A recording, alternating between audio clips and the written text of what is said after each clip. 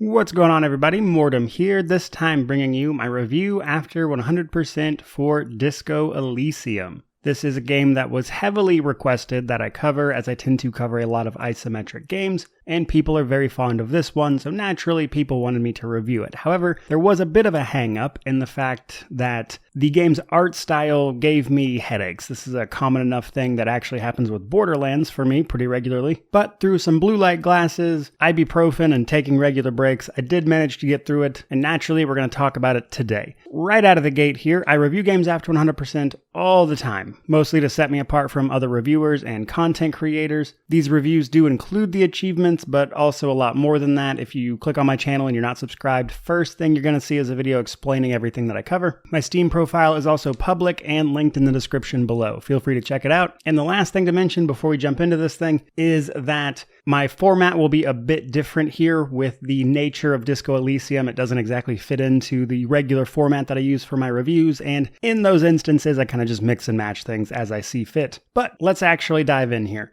Disco Elysium is a narrative game. It's a sort of point-and-click adventure in which our primary goal is to solve a murder that happened recently. The world of Disco Elysium is actually inspired by a book that was based off of a tabletop RPG. The book itself is called The Sacred and Terrible Air and was actually written by the lead writer for the title. So it is a game with a huge focus on writing and storytelling. However, again, the primary purpose of the game is to investigate and solve this crime, or more specifically, this murder. However, in doing so, we get to define our character as well as just kind of our style and how seriously we take everything, while kind of learning about the world and characters that surround it. Now, the character that we play is the same every playthrough. However, again, you get to define their personality, if you will, because your detective or your police officer here has amnesia. You wake up after what can only be described as a very thorough bender in a hotel room. And that's kind of where the game kicks off. And I think the game handles amnesia really well, actually. For a lot of games, it kind of just seems like a cop-out, but for our character here, it genuinely is that they have forgotten everything, and that kind of permeates most of the storytelling in a way that I thought was really well done. However, more so than that, the character that we're playing has voices in his head, to put it mildly. So the game comprises of 24 skills. Each one of these skills is represented by a different voice in your head. There's actually a couple extra voices in your head that aren't related to skills, but rather specific scenes that play out, such as the reptile brain or your limbic system. But all of the other 24 skills also have their own little voice in your head, all of which is completely voice acted, by the way. However, the voice acting is primarily due to the Final Cut version of the game, which is the updated version, and was not present in the original version, or at least not as much of it, which I think it's important to mention because full voice acting for a narrative game is, in my opinion, pretty important and kind of a big wish list item for most people with these types of games. But these 24 skills are broken up by 4 separate attributes, things like intelligence, physical, basically the standard stuff, right? And if you don't know how to build a character or you're not sure what to do, the game does come with 3 presets to choose from that are pretty good for a first time through. But these 24 skills are really where things get particularly interesting. Because across the game, you're going to come across passive checks, white checks, and red checks, which are all affected by one of these 24 skills, which we'll discuss a little more here in just a second. Now, across these 24 skills, some are used less than others, and when I was diving into the game, I was curious what that was actually going to look like, as with these games, and especially with this many skills, oftentimes some of them are more represented than others, and that is true of Disco Elysium. I think hand-eye coordination sees the least amount of uses, but even in that case, the game still uses that skill just under 100 times. In comparison to a skill like Rhetoric, though, which is like 800. But all of these skills together kind of define how you're going to be investigating and what you can do. Now, each time you level up, which is every time you gain 100 experience points, you can put a point into one of your skills. Your starting attributes stay the same, but every time you level up, you can put a point into a skill, which will increase its maximum. However, how many times you can upgrade a skill is also determined by your base attribute, which is normally 1 through 5. So if you have a low attribute, the amount of times you can upgrade a skill is also limited. Now I want to talk about the thought cabinet for a second. The other part of character progression is the thought cabinet. As you play through the game and encounter various situations and thoughts, your character will just kind of remember them as thoughts. It's called your thought cabinet. And in that thought cabinet, you can choose to internalize the various thoughts you come across. While you are in the process of internalizing something, which usually takes a few hours of in-game time, your character will then take on a detriment for a short period of time, usually a minus to an attribute or a skill for a set period. However, after you internalize something, you then typically gain a benefit. However, the internalizing is permanent and takes up a slot of your thought cabinet. You can unlock more spots by spending your skill points on them to unlock them, and then you can internalize more thoughts and potentially get more benefits. Now, these thoughts, in addition to just those things, will also open up things like conversation options, additional avenues to play through the game with, which leads to a lot of branching paths. And again, more customization on the character that you are playing. Now, I tell you all that to mention the exploit, if you want to call it that, or a min-max option. Despite there being 24 skills and all those things I just told you with the thought cabinets, there is a way to kind of min-max this and get way more skill points than you would normally get and be able to see most of the game with a single character. Because some of the thoughts in your thought cabinet grant you extra experience upon passing a check. One of those, actual art degree, gives you experience for passing the most common type of skill check, meaning that you will get tons of extra experience this way. And doing this on the first day, which is possible, you can give yourself something like 40 extra skill points, which just about breaks the game in terms of the amount of experience you're getting, which I only mention because that is incredibly useful for hardcore mode. In addition to the normal mode, there is a hardcore option, in which our character has to pass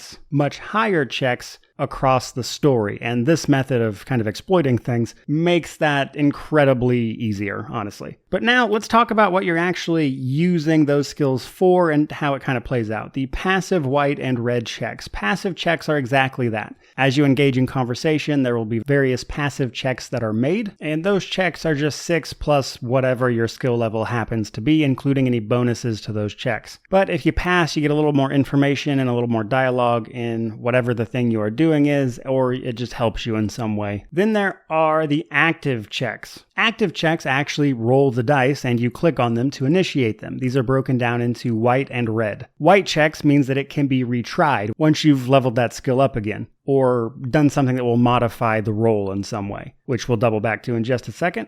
And then there are the red checks. Red checks can only be attempted once, just across the board. If you fail, you fail, and the only way to redo these is to reload the game, as the save system is pretty liberal, so you can reload if you want to. However, what Disco Elysium tries to do is make failure interesting, which is where we can talk about the white checks a little bit more. So when you fail something in Disco Elysium, it is rarely completely unsalvageable. Now, in some cases, it does just mean you failed. This is not an across-the-board thing, which is something I wanted to talk about in this review quite a bit, as some of the things you'll hear about Disco Elysium are how the game makes failure interesting, and I would say that's true to a degree. However, there are points in the game where you kind of just fail and nothing really else happens. But for these active checks, they again try, at least in some cases, which are usually hilarious by the way, to make the failure interesting, to kind of dissuade you from reloading and just kind of let things play out how they play out. Now, the actual formula for this, by the way, is 2 die 6, which you can see on screen get rolled, plus whatever your skill level is, plus your modifiers, which is whatever your bonuses are. Which brings me to my next point. As I said, you can retry the white checks. So how you do that is either level up the ability or skill in question, or do something else that changes the roll in some way. For instance, a lot of the very difficult checks throughout the game are actually affected by a lot of other activities you could do. For instance, finding out information from someone else might actually affect the roll you're about to make, which you can see when you scroll over the check and kind of see what the chances are, if you will, as the game will show you a percentage chance of you passing this thing. So if you fail one of these checks, you can go do some other stuff and come back to it and try again, essentially. Which again, I think helps dissuade some of that reloading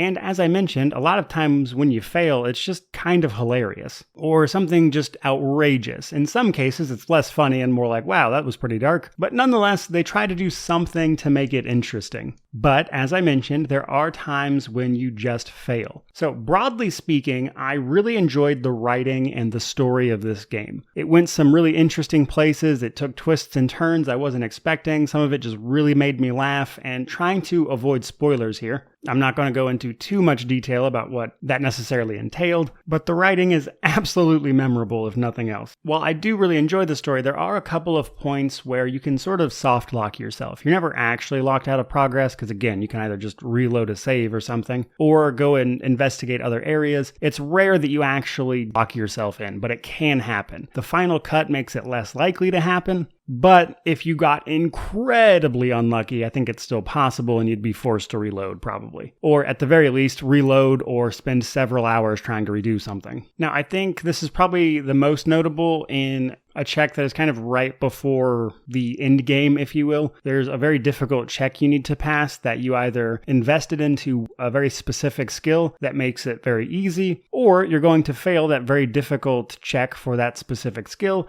and then be forced to run around and look for ways to change it and hopefully make it easier. And then they provide some alternatives, which was added by the final cut, I believe. But again, there are moments where it's like, okay, I can either invest in this specific skill or potentially soft lock myself. And that got a little frustrating at times. But again, the final cut in particular did seem to take a lot of steps towards mitigating that as much as possible, but it does kind of still happen sometimes. Also, mostly later in the game, as the first day actually acts as more of a tutorial, so there's a lot of high checks that you'll fail where they very kind of clearly guide you around the obstacle, and they'll even have, if you're in regular mode, a tutorial agent, as they call it, pipe up and kind of tell you what's going on and explain things to you. So that first day really does act as a tutorial, and they kind of walk you through how some of this stuff works. And while the making failure interesting and the various paths around an obstacle or solving something works 90% of the time, and I would tell you they at least tried to make that work and make failure more interesting. I would say that that is true. That's something they attempted to do. Sometimes it works, sometimes not so much, but it's definitely a lot more effort put in on that front than I've seen personally a lot of other developers do. And while there are certainly instances in this game where failure just means failure, it is very possible to fail at something, explore more, come back to it, re-roll the check, maybe eventually pass it. They give you options. And while not all the time, in many cases, you'll have a better time if you don't reload, actually. Now, another thing to keep in mind is that time is passing as you're actually playing through the game. As you engage in conversations and kind of scripted events, time is again passing, which you can see in the bottom right corner. And overall, you'll probably finish the game around day 5 if you're being pretty thorough. 6 or 7 at the latest. I would tell you I never got past day 7 without intentionally trying to get past day 7, but there's no real time limit imposed on you. Some of the dialogue does kind of repeat here and there if you go like way far out, but you'd almost have to be trying to hit that time limit to do so, as outside of sitting on a bench specifically to pass time or reading books again to pass time, you're unlikely to hit that without intentionally trying to do so. So while I had heard there was like timers in the game, not so much. A couple things are timed and certain things only become available after a certain amount of days has passed. Once you hit day 3, you're pretty much looking at everything that is available to you. Now let's talk about the world and politics a little bit. So I want to kick this part off by saying that this game is absurd. The writing is comical. Some of it's dark humor, but I would tell you I don't think any of this is meant to be taken super seriously, and that includes the politics. And oftentimes what is presented seems to be a sort of extreme version of something. But the game itself does have a lot of political talk and undertones, as the world itself is kind of heavily based around that. The area you are in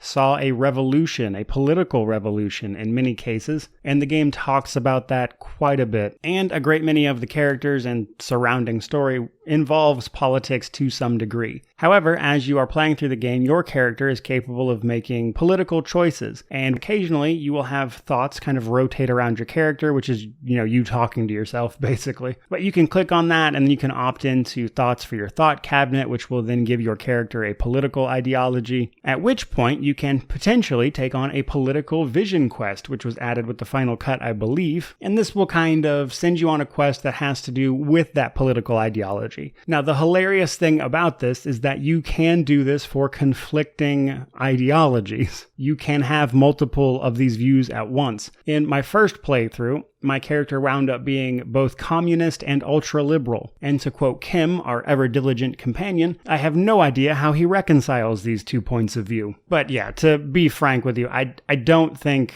I would take anything this game has to say super seriously, because the game doesn't take itself seriously. The game is, in a lot of ways, just very absurd gameplay-wise. A lot of it is just kind of extreme versions of something. They're hilarious. In many cases, your own character can be like, I'm a superstar at every opportunity, which on top of your amnesia makes you seem like an absolute lunatic. So it's not something I would take very seriously, again, in that regard. But moving on to the more interesting stuff, kind of just some general thoughts, really. I loved a lot of the writing because it's just very zany, for lack of a better word. A lot of it is just really out there. Your character can get into drugs and alcohol. The voices in your head will push you to do these things. And doing them or not doing them then has ramifications on your actual goal. And what I have yet to point out is that the game has a health and morale system. So actions like, taking damage or failing a physical check could see you taking health damage. Failing certain other checks can lead you to have low morale, all of which will lead to a game over. All of this can be counteracted in the moment with various medicines you can pick up in game, which will then help with your morale and your actual health. And you do all of this while all of these voices in your head are talking to you, which,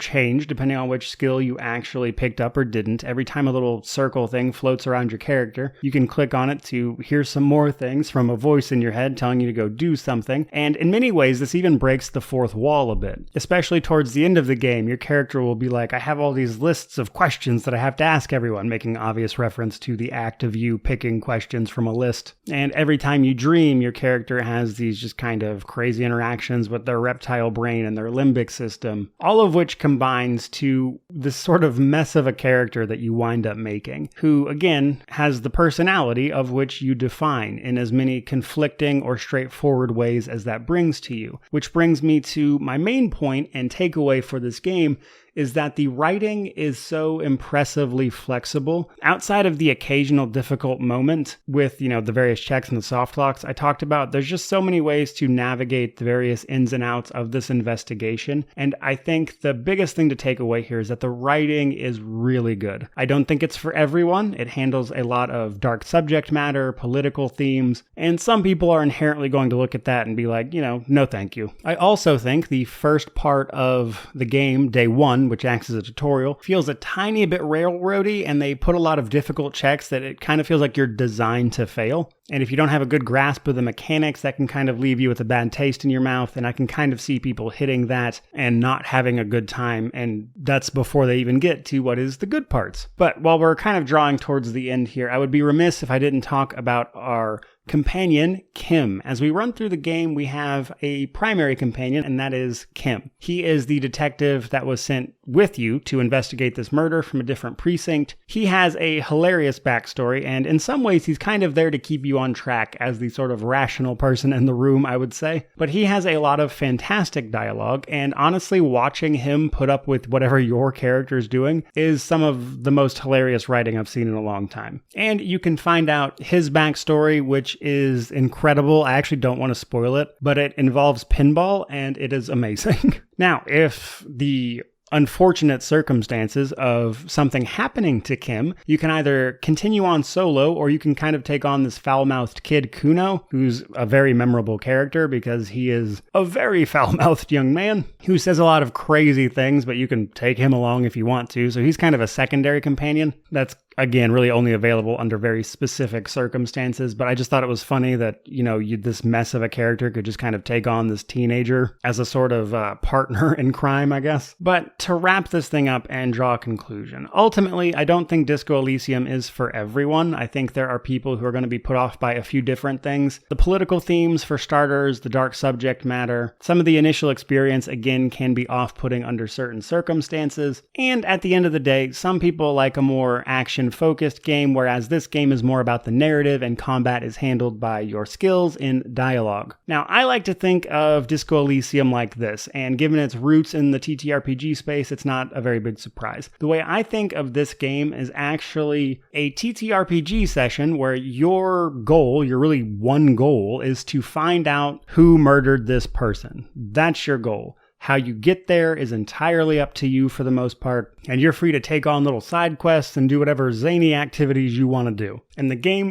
will let you do exactly that. And that's probably the most interesting thing about Disco Elysium to me, is just the sheer volume of freedom this game actually gives you to just do hilarious stuff and just crazy off-the-wall things, or you can take the more straightforward approach and act like an actual detective if you really want to. But there's a lot of freedom there in the writing, and it's very flexible. And while there are, again, kind of builds that will kind of just let you do everything and break the game a little bit, no system is perfect. But I think with this one, you can have a really good time. And at the end of the day, that's what video games are supposed to be, a good time. Now, if I'm being honest, before I wrap this up, I would love to see this sort of skill and thought cabinet system applied to other games and potentially be how they handle their own dialogue, as I think that system would be really cool to see in other games, kind of the way people wanted to see the Nemesis system in other games before it got copyrighted. Would I recommend Disco Elysium, the entire point of a review, really? Absolutely. I imagine most people are watching this just because they want to hear my opinion about Disco Elysium, and they've probably already played it themselves as the game came out in 2019. Nonetheless, this game is $40, like full price on Steam. So outside of like a sale or whatever other method you choose to get it, that's the normal price. And I would tell you it's one of the rare narrative games that I think is actually worth that much. I had a blast with this. Some of these characters are incredibly memorable. Some of this writing is incredibly memorable. And there are moments of this I can honestly say I will likely never forget. So I'm very much so looking forward to what the studio does next. Because again, while this game is firmly not for everybody for the reasons I've already talked about, I had an amazing time, and if it sounds interesting to you, it is more than worth the money. Definitely check it out. There you guys go. Hope you enjoyed the video. Remember to like, comment, subscribe, let me know all your thoughts down in the comment section below. But again, thank you so much for watching. I really do appreciate it. May you wander in wisdom and have an amazing day.